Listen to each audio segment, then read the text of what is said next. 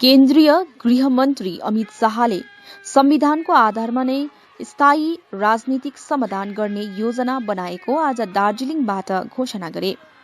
दार्जिलिङ पहाड़का 3वटा विधानसभा आसनबाट खडा भएका भाजपा उम्मेद्वार क्रमैले निरज जिम्बा, शुभ प्रधान अनि बीपी बाजगाईको लागि चुनाव प्रचार गर्न आज दार्जिलिङ आइपुगेका केन्द्रीय गृहमन्त्री अमित शाहले राज्यमा भाजपाको सरकार गठन भएको 1 सप्ताहभित्र विगतमा भएका विभिन्न आन्दोलनको कारण दर्ता भएका सबै मुद्दाहरू फिर्ता गर्ने पनि वचन दिए।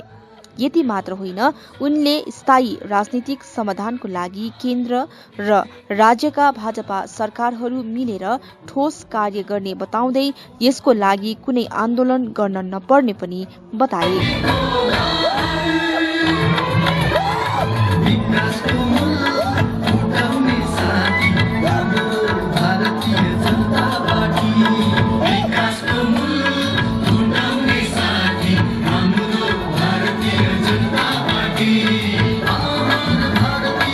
मेरे साथ बोलिए, भारत माता की। अरे भाई, दार्जिलिंग आया हूं, ये वीरों की भूमि है, गोरखाओं की भूमि है। आवाज ऐसी रहेगी क्या? ममता दीदी तक कलकत्ते में आवाज जानी चाहिए। मेरे साथ दोनों हाथ उठाइए,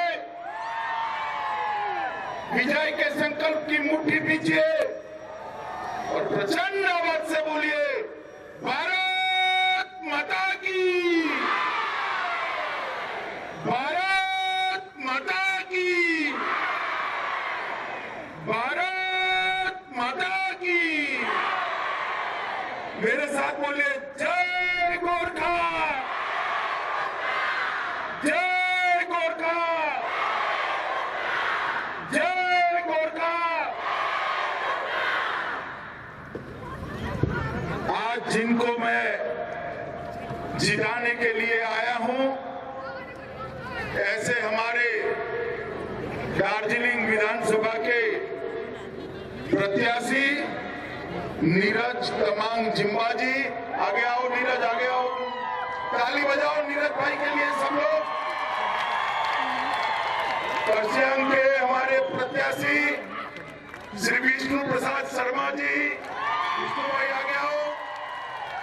ये दोनों को प्रचंड बहुमत से जिताकर दीदी को सभी जुर्मों का हिसाब किताब देना है। बैठिए, बैठिए। मेरे साथ यहाँ के लोकप्रिय सांसद और मेरे दोस्त युवा सांसद और पूरे देश के गोरखा नेता भाई राजू बिष्ट के लिए जोर से ताली बजाएं। जीएनएलएफ के नेता भाई मान घिसिंग जी,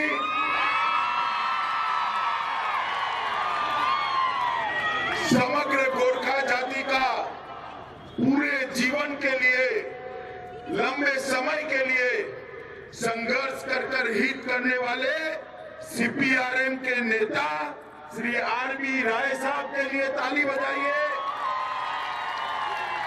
दार्जिलिंग के जिलाध्यक्ष कल्याण कुमार देवांग जी, मनोज देवांग जी, एजोय एडवर्ड जी, खड़े हो यार, श्री विकास राय जी, प्रताप खाटी जी, स्वराज थापा जी, शारदा राय जी, श्री तिलक चंद्र रोका जी, एमएल राय जी, राजू प्रधान जी, गोविंद छेत्री जी। मेरे साथ यहाँ पर दिल्ली से आए हुए भाजपा के राष्ट्रीय प्रवक्ता भाई संजय मयूख जी, दिल्ली के नेता राजीव बब्बर जी, प्रवासी इंचार्ज ब्रिजेश सिंह जी, और आज पूरा देश जिन पर नाच करता है, ऐसे मेरे प्यारे गोरखा भाइयों बहनों माताओं और मेरे जिगर के टुकड़े जैसे युवा मित्रों, सबसे पहले तो मैं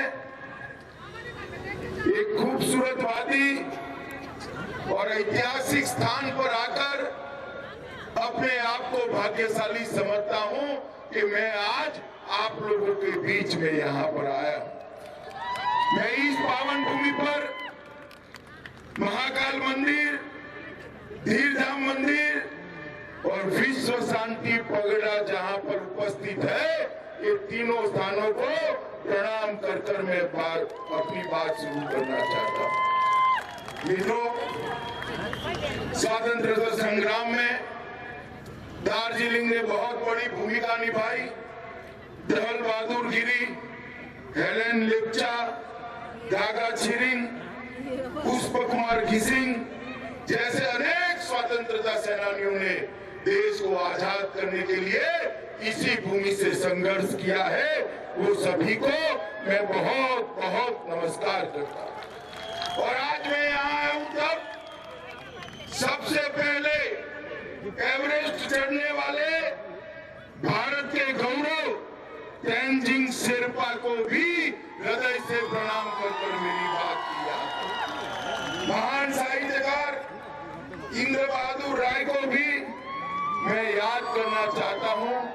और मित्रों, सबसे ज्यादा आप सभी को इतनी बड़ी संख्या में मोदी जी के समर्थन में यहाँ उपस्थित होने के लिए यहाँ बैठे हैं, पीछे बैठे हैं, ऊपर बैठे हैं, वो सभी को प्रणाम कर मेरी बात की शुरुआत करना।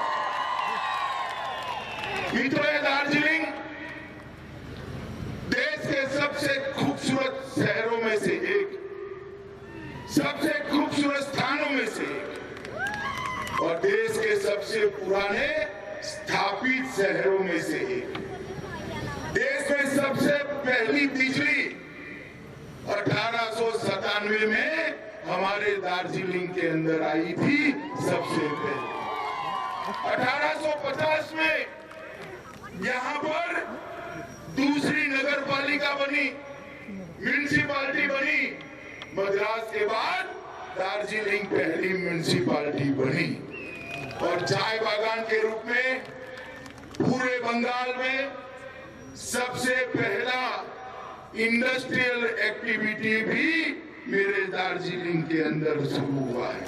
मित्रों, ये छोटी सी जगह ने हमारे देश के आजादी के लिए, देश के विकास के लिए बहुत बड़ी भूमिका निभाई। माताओं, बहनों और भाइयों, मैं तो बात कर रहा था 1850 की, 1897 की, मगर इसके बाद आजादी के बाद कांग्रेस, कम्युनिस्ट और अब ये दीदी तीनों ने दार्जिलिंग के विकास को फुल स्टॉप लगा दिया। मुझे बताइए, ये दार्जिलिंग 21वीं शताब्दी के अनुरूप दार्जिलिंग बना है क्या? बना है क्या?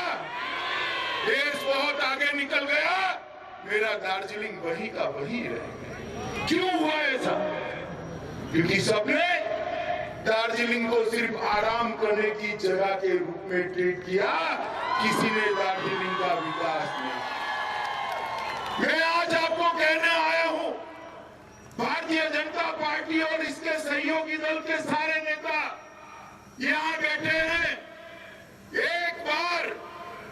एक बार आप मोदी जी को मैंडेट दे दीजिए, 5 साल में दार्जिलिंग की सभी समस्याओं का समाधान नरेंद्र मोदी जी। मित्रों, बंगाल के अंदर भारतीय जनता पार्टी की सरकार बन रही, दीदी अब रोक नहीं सकती। 200 से ज्यादा सीटों के साथ सरकार बन रही। दार्जिलिंग की 3 सीटें भारतीय जनता पार्टी के लिए बहुत महत्वपूर्ण है।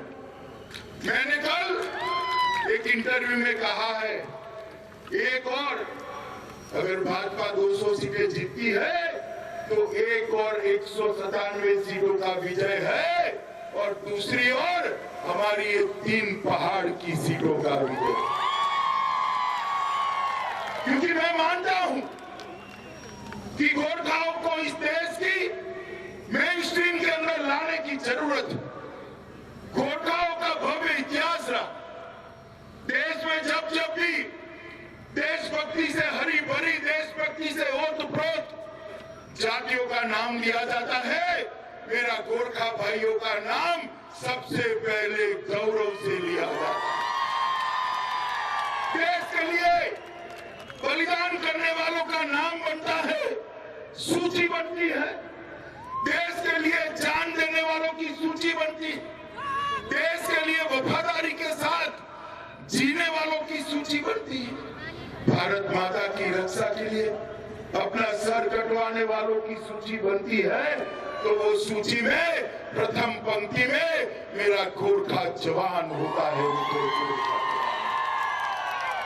और ये गोरखा जाति के साथ, ये पहाड़ के साथ, देश भर में बसे गोरखाओं के साथ ये कांग्रेस, कम्युनिस्ट और टीएमसी की तिकड़ी ने सालों तक अन्याय किया। 86 और 88 में कम्युनिस्टों ने पहाड़ पर आग लगा दी। 1200 से ज्यादा गोरखाओं की छातियों में गोलियां मार दी। आज भी हम नहीं भूले। और उसके बाद माँ माटी और मानुष की बात करने वाली दीदी आई। दीदी ने भी कोई कम जुल्म नहीं ढाई। अनेक लोगों को निर्मम हत्या करा दी और हजारों पर मुकदमे दायर कर दिए। मित्रों, उसने मुकदमे राजनीतिक रूप से कुछ लोगों के सिलेक्टिवली वापस लिए। मैं कह कर जाता हूं कि भारतीय जनता पार्टी की सरकार बनने के बाद आंदोलन के जितने भी मुकदमे किसी भी गोरखा भाई पर है, सबके सब एक सप्ताह के अंदर हम वापिस लेने का काम ये भारतीय जनता पार्टी की सरकार। मित्रों, गोरखा भाइयों को बीता बीता जीवन जीना पड़ा, दर भागना पड़ा, छिपना पड़ा। आपका ये राजनीतिक वनवास लंबा चलने वाला नहीं है। तो मई को दार्जिलिंग में दिवाली होने वाली है। 2 मई को एक पहाड़ पर आग नहीं लगेगी। 2 मई को ये पहाड़ पर दिए जलकर उत्सव मनाया जाएगा, उत्सव मनाया जाएगा। गोरखाओं के साथ न्याय केवल और केवल भारतीय जनता पार्टी ही कर सकती है, क्योंकि भाजपा, भारतीय जनता पार्टी और गोरखाओं का गठबंधन हमने नहीं बनाया, आपने नहीं बनाया। भाजपा और गोरखाओं का गठबंधन ईश्वर ने बनाकर जमीन पर उतारा। ये पवित्र गठबंधन है। ये गठबंधन को ताकत देने के लिए आज मैं यहाँ आया हूँ। मेरे गोरखा भाइयों, बहनों, माताओं, युवाओं को अपील करने आया हूँ कि आइए, देश भर के गोरखाओं को देश की मेन स्ट्रीम के साथ जोड़ने का एक मौका देश के प्रधानमंत्री नरेंद्र मोदी जी को दीजिए। मित्रों, मैं जानता हूं आप सभी के मन में गोरखाओं की समस्याओं का स्थायी राजनीतिक समाधान क्या हो सकता है, उसके लिए एक चिंता है। मगर हमारा संविधान बहुत व्यापक संविधान। हमारे संविधान में हर समस्या का समाधान। मैं आज इस पवित्र दिन पर आप लोगों को वादा कर जाता हूं कि गोरखा समस्या का स्थायी राजनीतिक समाधान भारतीय जनता पार्टी की दोनों सरकारें, केंद्र सरकार और बंगाल की सरकार मिलाकर निकालेगी। आपको आंदोलन नहीं करना होगा। छूटी हुई 11 गोरखा उपजातियों को एसटी का स्टेटस चाहिए। सालों से मामला लटक रहा है। न बंगाल सरकार ने चिंता की, न भारत सरकारों ने चिंता की। भाजपा की भारत सरकार आई, मगर ममता दीदी कोई मीटिंग में आई, कैसे करे? अरे बदल दो ममता दीदी को। भाजपा का मुख्यमंत्री ला दो, 11 गोरखा जातियों को अनुसूचित जनजाति का एसटी का स्टेटस देने का काम ये भारतीय जनता पार्टी की सरकार है। मित्रों, हम चाय बागान की पीड़ा से अवगत हैं। पर्चा पट्टा का आपका वेदना हम जानते हैं।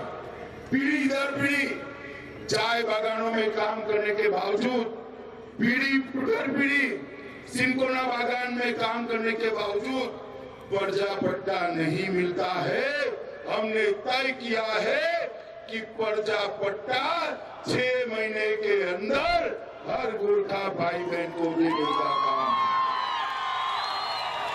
चाय बागान के मजदूरों के लिए अभी जो बजट नरेंद्र मोदी सरकार ने रखा, उसमें 1000 करोड़ रुपए की घोषणा की। 1000 करोड़ रुपया चाय बागान के मजदूरों के, हमारे श्रमिकों के लिए, उनके रहने के घरों के लिए, उनके लिए अच्छे हेल्थ सेंटर बनाने के लिए और उनके बच्चों की प्राइवेट स्कूल बनाने के लिए भारतीय जनता पार्टी खर्च करने वाली है। और चाय बागान के श्रमिकों का वेतन, हम आज तक जो शोषण हुआ हो चुका, चाय बागानों के मजदूरों का वेतन हम बढ़ाकर 350 रुपये तक ले जाने का हमारे संकल्प है। दार्जिलिंग की सबसे बड़ी समस्या पीने का पानी। इसके कई रास्ते हैं, पहाड़ है, पानी को बचाने के कई रास्ते हैं, मगर किसी ने करा नहीं। गांव में, शहर में जल संचय के काम के माध्यम से एक सुंदर व्यवस्था कर 600 करोड़ रुपया इन्वेस्ट कर भारतीय जनता पार्टी की सरकार दार्जिलिंग के पीने के पानी की समस्या का हम गंभीरता के साथ रास्ता निकालने वाले हैं। 600 करोड़।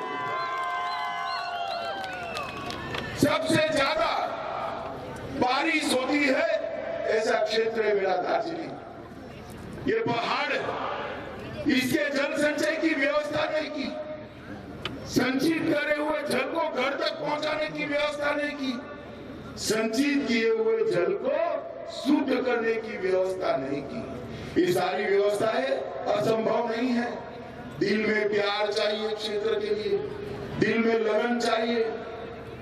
पानी पीने के लिए, घर के पानी के लिए माताओं बहनों को जो तकलीफ पड़ती है, इसके लिए मन में दर्द चाहिए। वो दर्द नरेंद्र मोदी जी के दिल में है मित्रों, वो दर्द नरेंद्र मोदी। सिंकोना के सारे पार्क सिकुड़ रहे, औषधियों के सारे पौधे मर रहे, इसके अंदर नए प्रकार की औषधियों को लगाया नहीं जाता। आयुर्वेद दुनिया भर में बढ़ रहा है, मगर यह औषधीय पार्क मर रहा है। मैं आपको वादा करता हूं, सिंकोना को हम मेडिकल मेडिसिन का हब बनाकर पूरे विश्व में इसके मार्केटिंग की चिंता करेंगे। सिंकोना बागान 10,000 से ज्यादा लोगों को रोजगार देता है।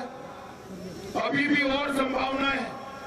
मैं आपको बताकर जाता हूं कि एक हर्बल पार्क बनाकर सारे सिंकोना पार्क का पुनर्निर्माण करने का काम बंगाल की भारतीय जनता पार्टी की सरकार करेगी। मित्रों, फॉरेस्ट राइट एक्ट, मुझे एक बात बताइए, देश भर में फॉरेस्ट राइट एक्ट मिलता है, आप लोगों को मिलना चाहिए या नहीं मिलना चाहिए? जोर से बोलो, मिलना चाहिए या नहीं मिलना चाहिए? आपका अधिकार है या नहीं है? ये दीदी ने आपके अधिकार से आपको वंचित रखा है। मैं बताकर जाता हूं कि फॉरेस्ट राइट एक्ट 2006 यहां पर दार्जिलिंग की पहाड़ियों पर भी, कालिम्पोंग जिले में भी इसको लागू कर आप लोगों को ये अधिकार से बहाल किया। एडीआई फंड लैंड अंग्रेजों के समय में शुरू किया हुआ शोषण करने वाला व्यवस्था है, इसको हम समाप्त कर देंगे। इससे आपको मुक्ति कराने का काम। उच्च शिक्षा के लिए एजुकेशन हब के रूप में हमारे पुरखों ने दार्जिलिंग को विकसाया। ढेर सारे देशों से, ईस्ट के सारे देशों से, नेपाल से, भूटान से, बांग्लादेश से लोग यहाँ पढ़ने आते, मगर पूरी व्यवस्था खस्ता हाल। मित्रों, मैं आपको कहकर चाहता हूँ, भारत सरकार भाजपा की और बंगाल सरकार भाजपा की ये डबल इंजन सरकार यहाँ पर उच्च शिक्षा में दार्जिलिंग को फिर से एक बार विश्व प्रसिद्ध उच्च शिक्षा का हब बनाने का काम करेंगे। और इसके साथ साथ पहाड़ उतरते ही उत्तर बंगाल के अंदर एक सेंट्रल यूनिवर्सिटी की स्थापना करने का काम भी भारतीय जनता पार्टी करेगी। पर्यटन के विकास के लिए 1000 करोड़ का विशेष पैकेज हमने उत्तर बंगाल के लिए इंगित किया है, जिसमें हिमालयन बौद्ध circuit, queen of hill circuit और राजवंशी पर्यटन सर्किट के माध्यम से ये पूरे पहाड़ को विश्व भर के पर्यटक यहाँ आए ऐसा बनाए। कोई राजवंशी पर्यटक सर्किट में आएगा तो मेरे गोरखा भाई बहनों से हाथ मिलाए बगैर वापिस नहीं जाएगा, वो जरूर दार्जिलिंग आएगा। कोई हिमालयन सर्किट में आएगा तो दार्जिलिंग जाए बगैर वापिस नहीं जा सकता है। कोई क्वीन ऑफ हिल्स में आएगा तो दार्जिलिंग के अंदर उसको रहना ही पड़ेगा, आपका खाना उसको खाना ही पड़ेगा। मित्रों, हमने तय किया है आतिथ्य व्यवसाय के लिए हर घर के अंदर पर्यटकों को रखने के लिए एक योजना लेकर आएंगे और 50 लाख तक की लोन जो पर्यटक आतिथ्य के लिए सब्सिडाइज करना चाहते हैं उनको सब्सिडाइज कर लोन देकर रोजगारी का निर्माण करने का काम भी और 3 साल तक उसको टैक्स से मुक्ति देने का काम भी भारतीय जनता पार्टी। मित्रों, देश भर के अंदर गांव का शासन गांव वालों के हाथ में है। ये पंचायती राज ये गांधी जी की कल्पना थी। डेमोक्रेसी, लोकतंत्र जब तक परकोलेट नहीं होता, जब तक पंचायती राज अस्तित्व में नहीं आता। मुझे बताओ भाई, आपका पंचायती राज का चुनाव हुआ है क्या? हुआ है क्या? होना चाहिए नहीं होना चाहिए? जम्मू कश्मीर में 1947 से नहीं होता था। 370 कलम भाजपा ने हटा दी। 370वीं कलम हटाने के साथ ही जम्मू कश्मीर में सारे पंचायतों के चुनाव हुए। हम भी सरकार बनने के बाद 6 ही महीनों में सारे पहाड़ पर पंचायत के चुनाव करने का काम। ढेर सारे आपके पैसे, चाहे मनरेगा के हो, PMRF के हो, RIDF के हो, केंद्रीय आवास योजना के हो, ये भतीजे के लोग खा गए। भतीजा जानते हो ना? जानते हो ना? ये दीदी उसको मुख्यमंत्री बनाना चाहती है। आप चाहते हो? आप चाहते हो? अब उनको ऐसा है कि पैसा खा गए, कौन पूछने वाला है? ये दीदी के सारे सिंडिकेट वाले मौज मस्ती में हैं। मैं गोरखा भाइयों बहनों माताओं आपको कहने चाहता हूँ, ये अपने आप को जो तुरम खान समझते हैं, हमारी सरकार बना दीजिए। जेल की सलाखों में रोटियां तोड़ने के लिए हम मजबूर। अरे शिक्षकों की भर्ती में भ्रष्टाचार, जो शिक्षक, जो टीचर बच्चे को पढ़ाता है, ये पवित्र व्यवसाय के अंदर आपने भ्रष्टाचार किया है, हम आपको नहीं छोड़ेंगे। इसकी SIT होगी और जेल की सलाखों के पीछे जाना होगा। तो हम एक बात मैं आपको बताता हूं, दार्जिलिंग का अधिकार है कि दार्जिलिंग म्यूनिसिपैलिटी को दार्जिलिंग म्यूनिसिपल कॉर्पोरेशन में बदलना चाहिए और हमें आपके अधिकार की पुष्टि करते हैं। भारतीय जनता पार्टी की बंगाल सरकार बनने के बाद दार्जिलिंग म्यूनिसिपैलिटी को दार्जिलिंग म्यूनिसिपल कॉर्पोरेशन में बदलने का काम हम चाहते हैं कि देश भर में जो गोरखा भाई यहाँ के हैं और जो नेपाली भाई नेपाल से आए हैं वो भी मेरे अपने हैं, मेरे भाई है। कोई उसको कुछ भी डराए, डरिएगा मत। गोरखाओं और नेपालियों के सम्मान के लिए भारतीय जनता पार्टी किसी के भी साथ लड़ाई कर सकती है। मैं आज आपको बताने आया हूं, हम गोरखा भाषा को बंगाल की सहभाषा के रूप में स्थापित कर ऑफिशियल भाषा का दर्जा देने का प्रसार भारती दूरदर्शन नेपाली में अलग टीवी चैनल बनाकर आपके एजुकेशन और आपके मनोरंजन के लिए काम किया। अभी मुझे तो मालूम ही नहीं था। कल मैं गया रोड शो में, हमारा प्रत्याशी क्या नाम है उसका, सुबह प्रताप मेरे कान में घुसुरफू करे कि भाई साहब एनआरसी एनआरसी। मैंने कहा एनआरसी कहाँ है, कौन लाने वाला है, अभी तो कोई योजना ही नहीं। कि भाई साहब एनआरसी आएगा तो गोरखाओं को तकलीफ होगी। ये दीदी आपको डरा रही और डराकर उसके जुर्म आप भूल जाओ ऐसा करना चाहती है। मगर गोरखाओं पर जो जुर्म किया ना दीदी, गोरखा भूलेंगे नहीं। भूलेंगे क्या? भूलेंगे क्या? देखो मैं आपको स्पष्टता कर जाता हूं, एनआरसी की अभी कोई बात ही नहीं है, मगर भविष्य में भी आएगी। कोई गोरखा का बाल बांका कोई नहीं, कोई आपको डराने के लिए आए, मेरे नाम से कहना कि देश के गृह मंत्री ने कहा है गोरखाओं को डरने की जरूरत नहीं। ये फायर फैलाकर अपनी राजनीतिक रोटियां सेकना चाहता। मैं इस मान से दीदी को कहना चाहता हूं, दीदी एक जंगली राजनीति अब नहीं चलेगी। गोरखा युवा जागरूक हो चुका है, गोरखा युवा आपके खिलाफ लड़ेगा, गोरखा युवा अत्याचारों का हिसाब किताब करे। क्या डराना चाहते? इस तरह से डर जाएंगे क्या? मैं आपको कहता हूं, गोरखा इस देश की शान है, इसका बाल भी बांका नहीं है। कोई गोरखा कभी घुसपैठिया हो नहीं सकता। ये उसी की ही भूमि है, जितनी मेरी है उतनी आपकी।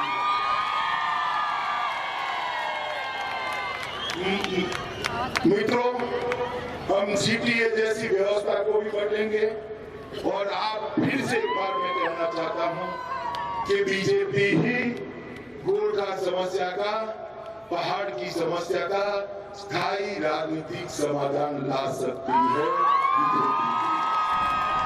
और मित्रों,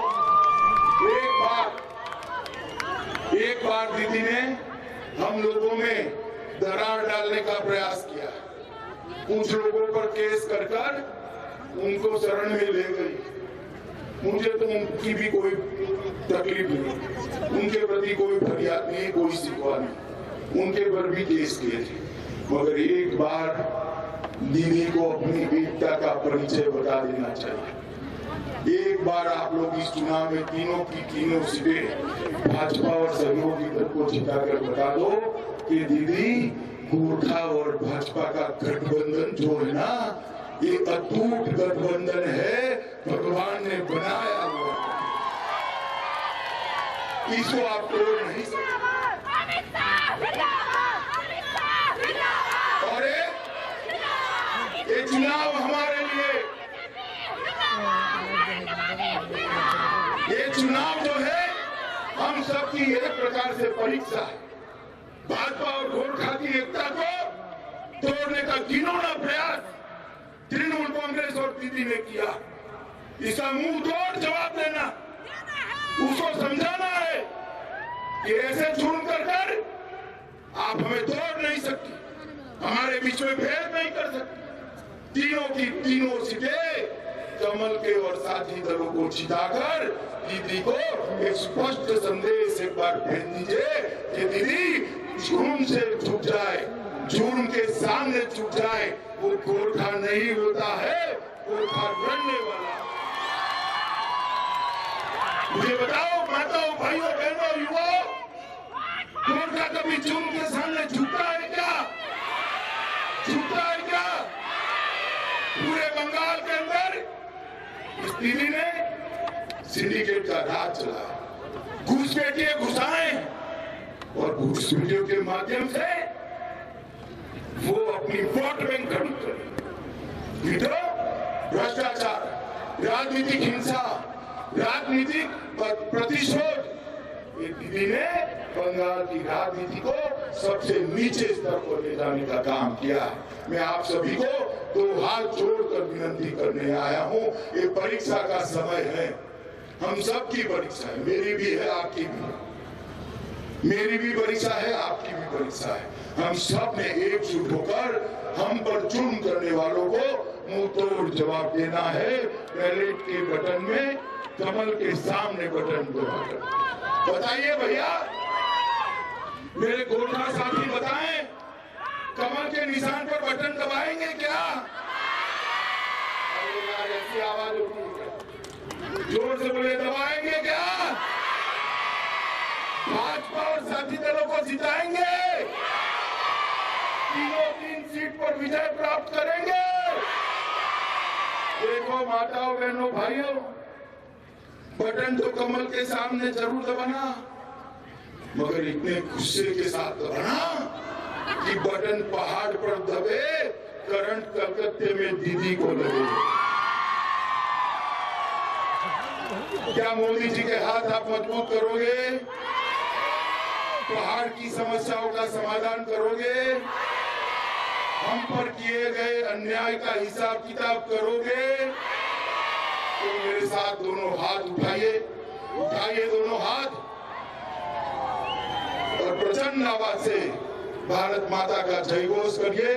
भारत माता की, भारत माता की, भारत माता की जय गोरखा, जय गोरखा,